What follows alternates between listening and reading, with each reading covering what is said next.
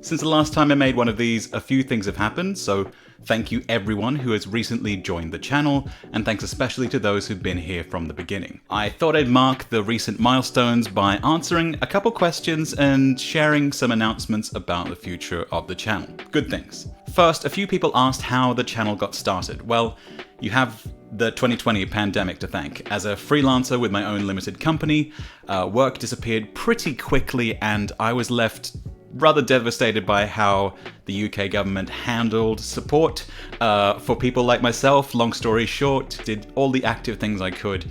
But after a month, I was just checking Twitter and the news and getting very depressed every day. And I knew I needed something positive to work on as a creative outlet.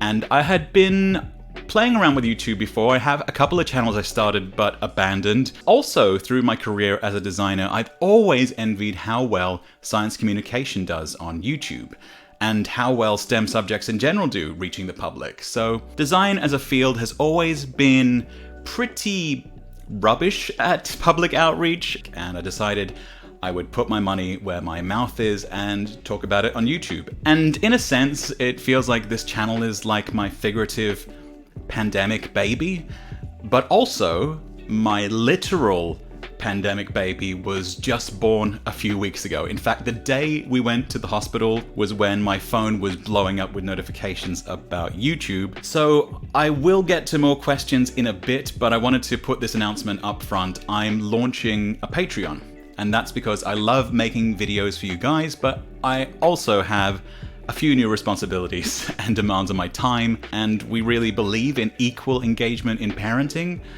This channel is definitely not going anywhere. I just want to keep making videos, and what Patreon will let me do is just get some extra help with editing and research to make those videos happen sooner and more frequently. This channel started because I had a surplus of time during the pandemic, and now my situation's very different. So if you'd like to contribute in whatever capacity you can, I'd really appreciate it. Support tiers are very simple. As a patron, you'll get the chance to shape what videos happen next and give feedback on certain topics along the way. You can get your credits at the end screen, and top patrons will be able to nominate a logo of their choice for the annual logo roast starting this December. Plus, there's some long teased video topics that I promise to tackle when we hit certain milestones. It's going to be fun. Okay, major announcements out of the way. Thank you everyone who left questions in the community section. I haven't been as active in the comments as I'd like recently, but hopefully you can understand why. A few of you asked about my background. Personally, I'm Swedish and Korean, or Scandinavian. I grew up in Australia, made my career in London, where I lived for over 11 years, and finally at the end of 2020, I moved back to Sweden, to the beautiful city of Malmö. Professionally, I studied a Bachelor of Design at Griffith University, QCA, and ended up in branding after I moved to London. I think what appeals to me about it as a specialization is the combo of visual and systems thinking. This was a surprisingly popular question. I mean, it's not exactly like in The Matrix. I don't even see the code.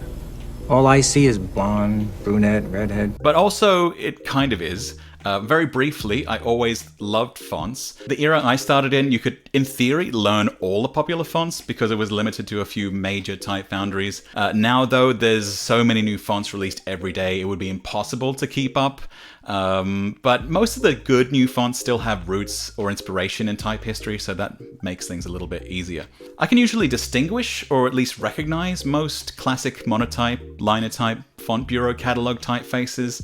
Of course, everyone uses those automatic typeface recognition tools like What the Font, but the results really vary depending on how high quality the source image is. But usually the major, historically significant typefaces you just learn to recognize with time. I mean, it's a fair question, but it's also like asking a chef what's your favorite ingredient. It kind of depends on what dish you're trying to cook, so I do have an answer, but when I say this is my favorite, I don't mean it's the most useful or best in an objective sense. It's just probably more nostalgic personally for me, and that's Sauna by Underwear, a small Dutch type foundry, which is the first commercial font that I got a client to license when I was right out of university. It's so friendly and cute and a little quirky while still being very legible. I love the swash italics and the discretionary ligatures, but I have not used it in about 15 years, and that doesn't matter though, I still have a soft spot for it, so I'll say that's my favorite. Someone asked if I had advice for design students or aspiring designers. I'll say this, everyone who begins in design has fake projects in their portfolio. From my experience reviewing graduate portfolios for internships, what we don't want to see is just thoughtless imitation, just the latest trending style on social media slapped on like a custom skin onto a completely disconnected fake client or small business. What I really want to see is your ability to problem solve. And even if that problem is something that you made up, right? Put constraints and challenges to overcome into the fake brief that you work to, and show me in your portfolio how you solve that problem creatively. A lot of people asked about practical design tips, how to choose fonts, etc. And I think doing something more how-to focused would be kind of interesting, but I don't think this is the channel where I would put that kind of content, because there are just lots of how-to focused design channels already on YouTube, and I quite like having this little niche, which is, you know, a bit more of an exploration from a different angle.